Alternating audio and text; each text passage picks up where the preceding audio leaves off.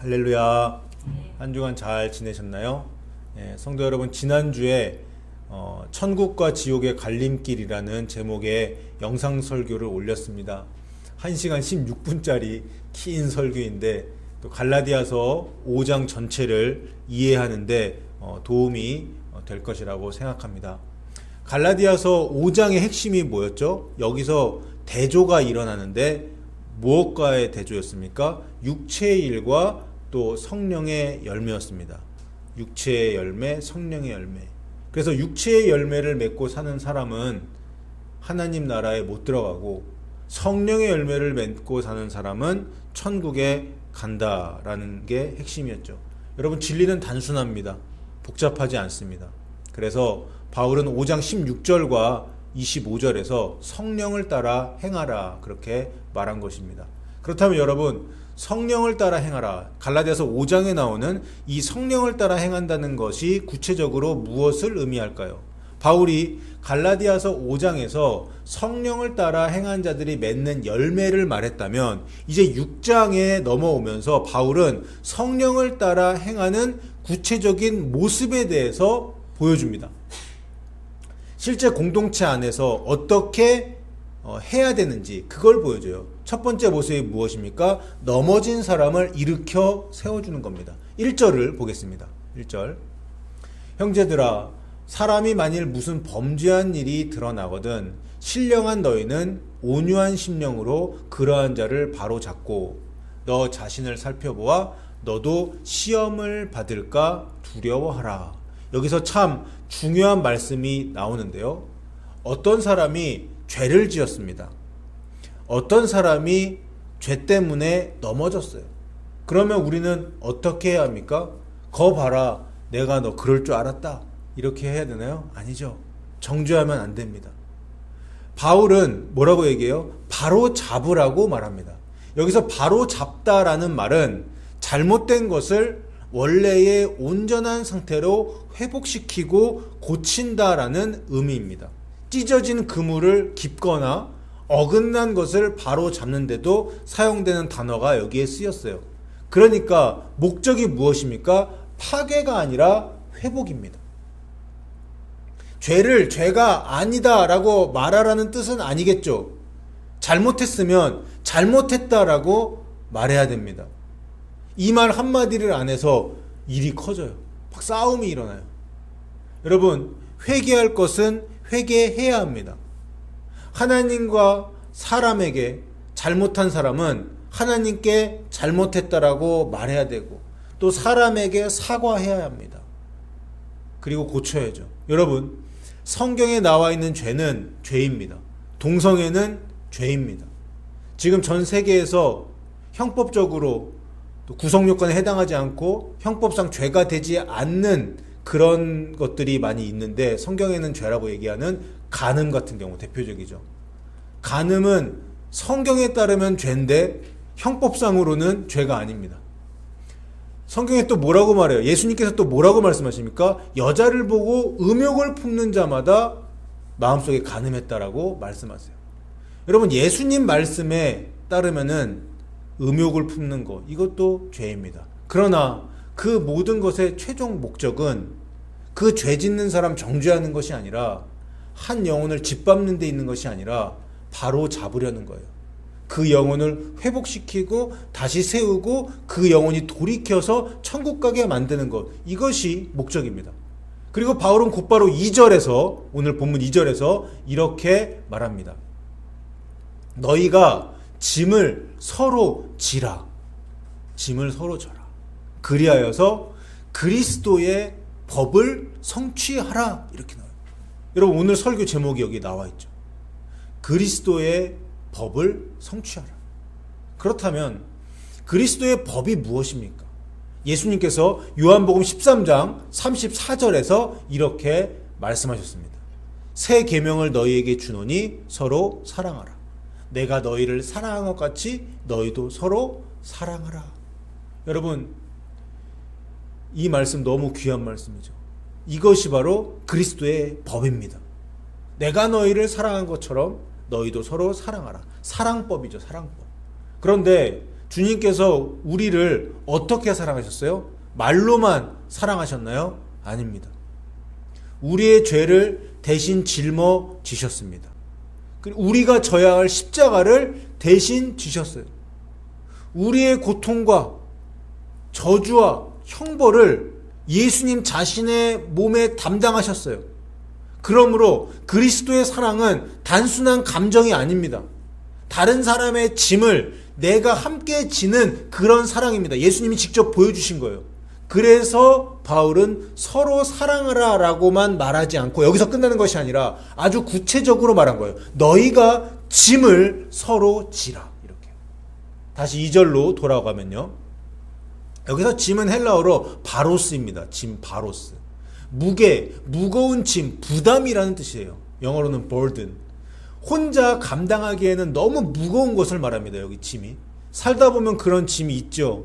어떤 사람에게는 경제적인 짐이 있습니다. 또 어떤 사람에게는 질병의 짐이 있습니다. 또 어떤 사람에게는 자녀의 문제가 짐일 수도 있고, 또 어떤 사람에게는 가정의 아픔이 있을 수 있습니다. 또 어떤 사람에게는 죄와 유혹과의 싸움이 있을 거예요. 또 어떤 사람에게는 아무에게도 말하지 못하는 마음의 그 고통이 있을 수 있습니다. 겉으로 보기에는 멀쩡하죠. 알 수가 없죠. 그런데 그 사람의 마음 속에는 아무도 모르는, 자기만 알고 있는, 자기와 하나님만 아는 그런 무거운 짐이 있을 수 있습니다. 그때 그리스도인들은, 우리들은 어떻게 해야 합니까? 너희 짐이니까, 네 거니까 네가 알아서 해라. 이거 아니에요. 내가 같이 져줄게.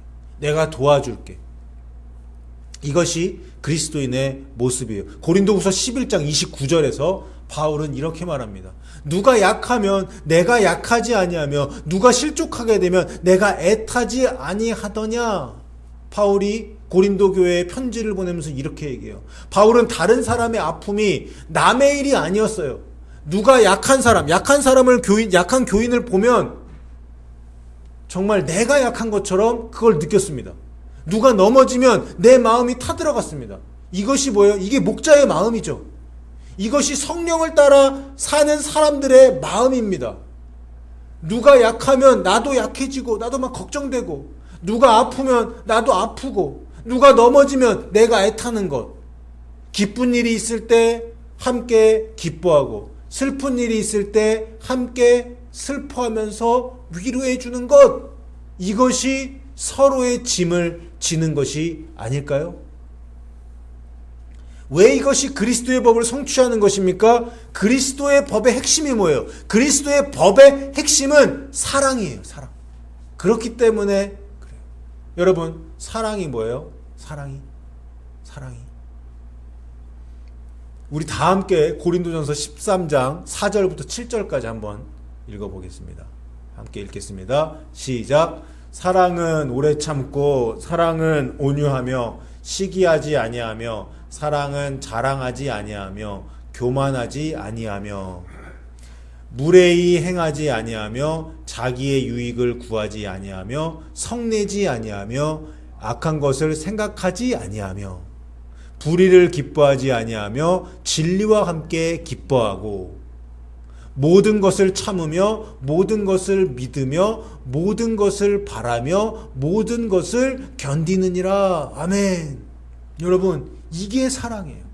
고린도전서 13장 4절부터 7절에 사랑이 무엇인지가 정확하게 나와 있어요.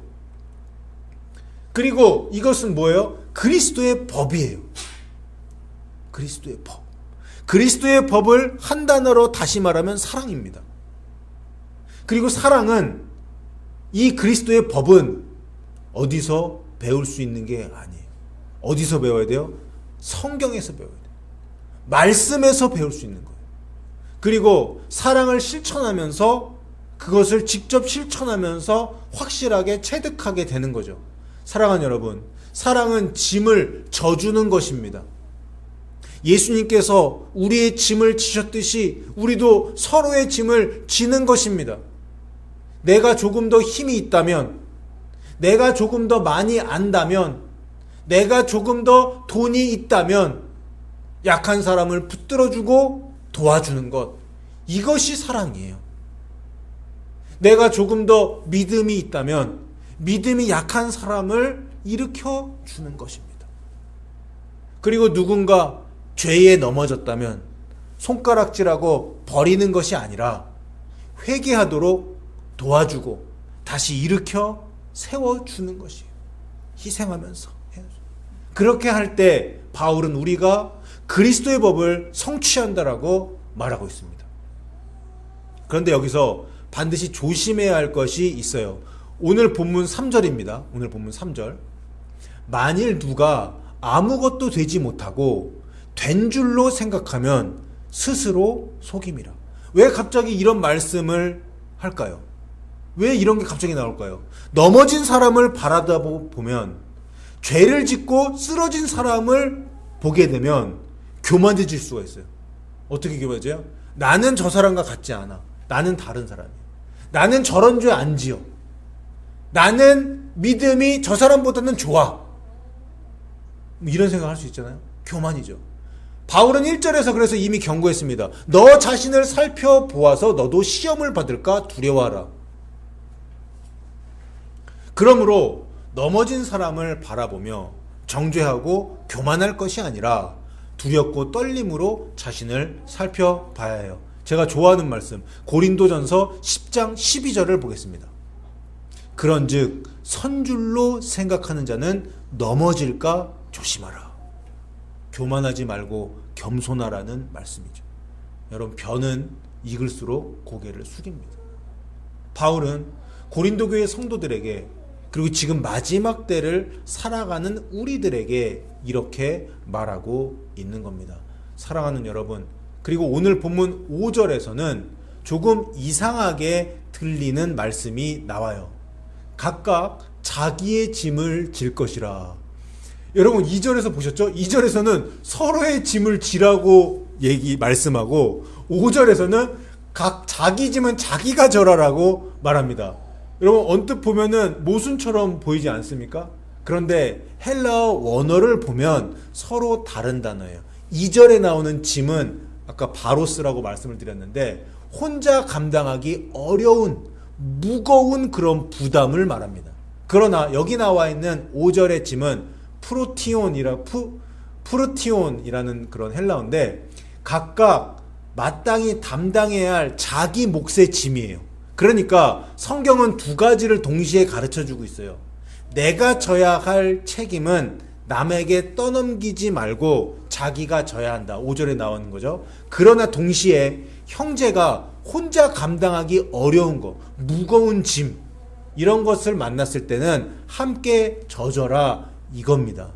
여러분, 이것이 얼마나 균형 잡힌 말씀입니까? 신앙은 무책임하게 남에게 의존하는 것도 아니고 반대로 나는 나, 너는 너 이렇게 하면서 다른 사람의 고통을 외면하는 것도 아닙니다.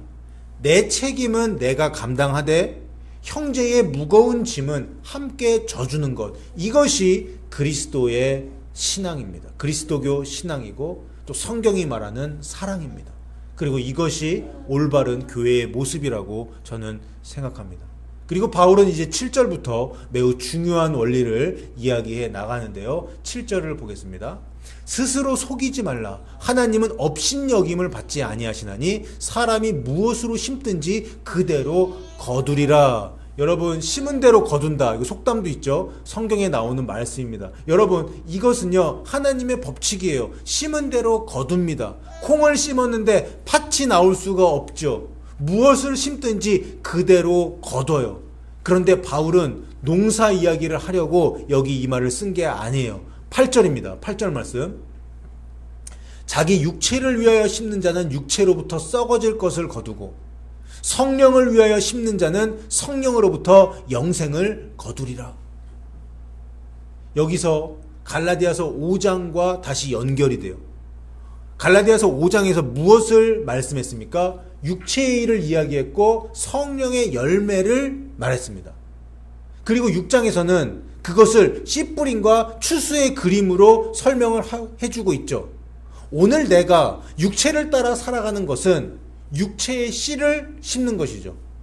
반면에 오늘 내가 성령을 따라 살아가는 것은 성령의 씨를 심는 겁니다. 그리고 여러분, 씨는 심는 순간 바로 열매가 나오나요? 아니죠. 심고 바로 열매가 나오지 않아요. 이처럼 죄를 지어도 당장 아무 일이 일어나지 않을 수 있습니다. 육체를 따라 살아도 오늘은 멀쩡할 수 있어요. 그래서 사람들은 이렇게 착각해요. 괜찮네. 나 죄 짓고 살아도 괜찮네. 아무 일도 없네. 이렇게 살아도 되는구나. 이렇게 생각하는데 아닙니다. 추수 때가 오지 않았을 뿐이에요. 하나님은요, 업신여김을 받지 않으세요. 사람은 속일 수 있어도 하나님을 속일 수는 없습니다.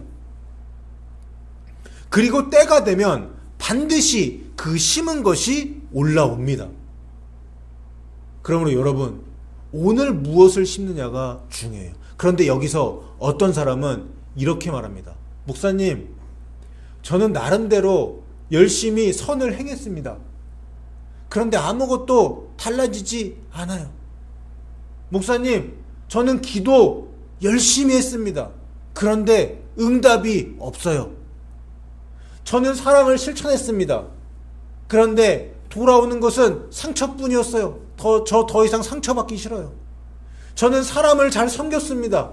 그런데 알아주는 사람이 아무도 없더라고요. 저는 잘 참았습니다. 그런데 상황은 그대로 또는 더 안 좋아졌어요. 목사님, 어떻게 하면 좋습니까? 저는 복음을 전했습니다. 그런데 열매가 없는 것 같습니다. 여러분, 이런 상황이 벌어지다 보니까 어떻게 돼요? 지칩니다. 내가 이거 계속 해야 되나? 이거 해서 뭐하나? 그만할까? 여러분, 바로 이러한 때에 주시는 말씀이 뭐예요? 9절 말씀이에요. 우리 다 함께 9절 말씀 읽어보겠습니다. 시작. 우리가 선을 행하되 낙심하지 말지니 포기하지 아니하면 때가 이름에 거두리라. 아멘. 씨를 심었으면 기다려야 됩니다. 보이지 않는 땅 속에서는 일이 일어나고 있어요. 우리의 신앙도 마찬가지예요. 내 눈에는 아직 아무 일도 일어나지 않는 것처럼 보여도 하나님께서는 일하고 계세요. 내가 드린 기도가 사라지는 것이 아니에요.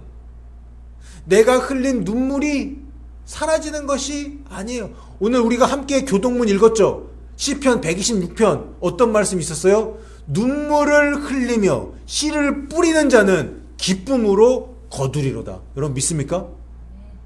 여러분, 내가 드린 헌신과 또 선행, 또 내가 하나님께 드리는 이런 것들, 또 예배 드리는 이 모든 작은 것들, 사랑 실천하는 것, 아무도 알아주지 않았던 그 섬김, 이것을 하나님께서는 하나하나 다 기억하고 계세요. 9절에서 선을 행한다는 것이 10절에서는 뭐라고 나와요? 착한 일이라고 나와 있죠. 선, 착한 일, 여기 나오는 선, 이게 뭘까요? 착한 일, 이게 뭘까요?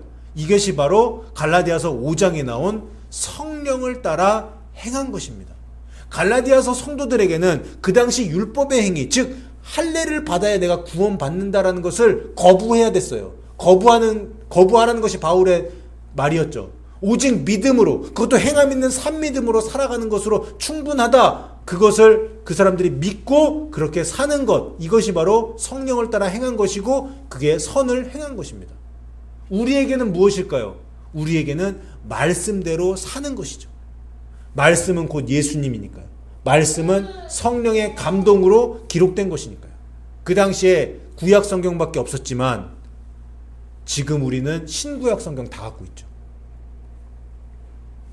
그래서 만약 우리가 선을 행하고 있다면, 그래서 만약 우리가 하나님의 말씀대로 지금 살고 있다면, 아무리 힘든 일이 찾아오고 낙심되는 일이 있어도 낙심하면 안 되는 것이에요. 오히려 기뻐해야 돼요. 왜 그래요? 9절 말씀대로 반드시 때가 이르면 열매를 거두기 때문입니다. 여러분, 하나님의 뜻대로 사는 것 중에서 가장 중요한 것이, 성령으로 행하는 것 중에서 가장 중요한 것이 무엇일까요? 그것은 바로 제가 지난주 영상 설교 마지막에 강조했던 것처럼 회개입니다. 회개의 열매를 맺는 것이죠. 여러분, 회개했다면요, 죄를 끊었다면 그리고 주님께로 돌아섰다면 그 사람에게는요, 희망이 있어요. 그 사람은 낙심할 필요가 없어요. 낙심되는 일이 생기더라도. 아무리 환경이 어려워도, 아무리 돈과 권력이 없고 미래가 보이지 않고 왕따가 되고 세상이 나를 미워해도 낙심할 필요가 없습니다. 실패자처럼 느껴져도 그 생각에 갇혀 있으면 안 됩니다. 선을 행한 그 사람은, 회개한 그 사람은 희망이 있어요. 왜요? 회개한 자는 회개의 열매, 영생을 거두기 때문입니다. 휴거되기 때문이에요. 데살로니가 후서에 보면 3장에 보면 바울은 초신자들인 데살로니가 교회 교인들에게 이렇게 권면합니다. 3장 13절. 형제들아, 너희는 선을 행하다가 낙심하지 말라.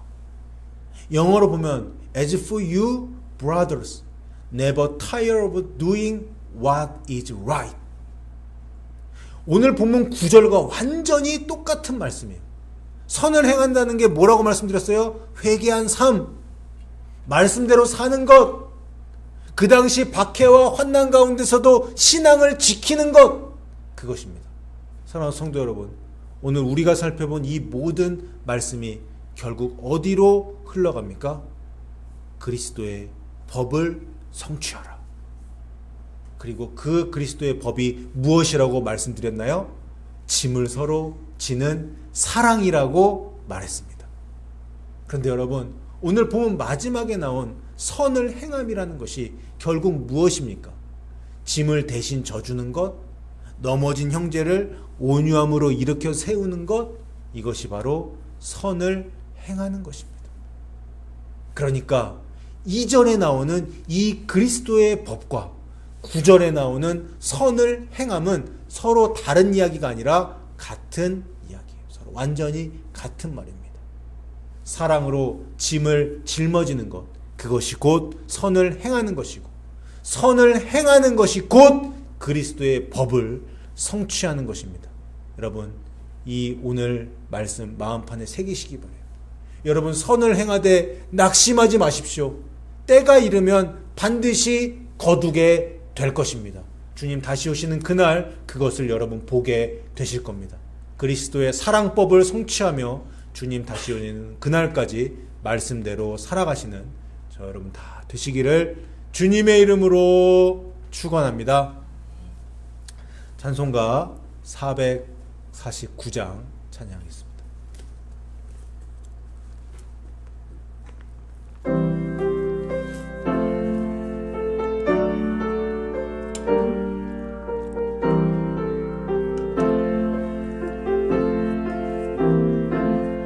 예수 따라가며 복음 순종하면 우리 행할 길 환하겠네.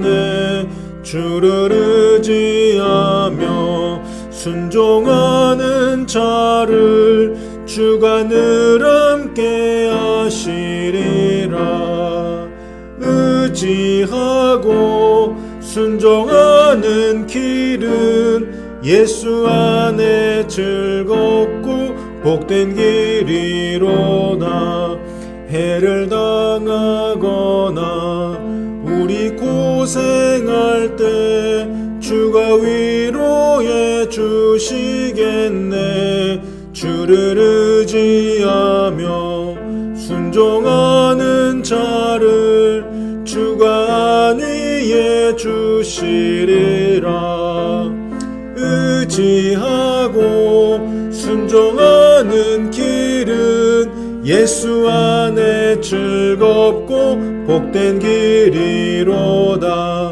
남의 짐을 지고 슬픔 위로하면 주가 상급을 주시겠네. 주를 의지하며 순종하는 자를 항상 복 내려 주시리라.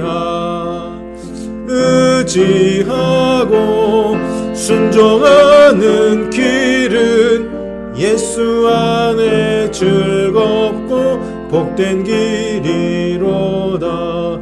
우리 받은 것을 주께 다 드리면 우리 기쁨이 넘치겠네.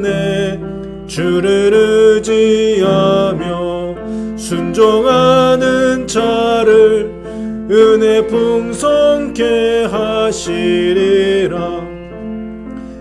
의지하고 순종하는 길은 예수 안에 즐겁고 복된 길이로다. 주를 힘입어서 말씀 잘 배우고 주를 모시고 살아가세.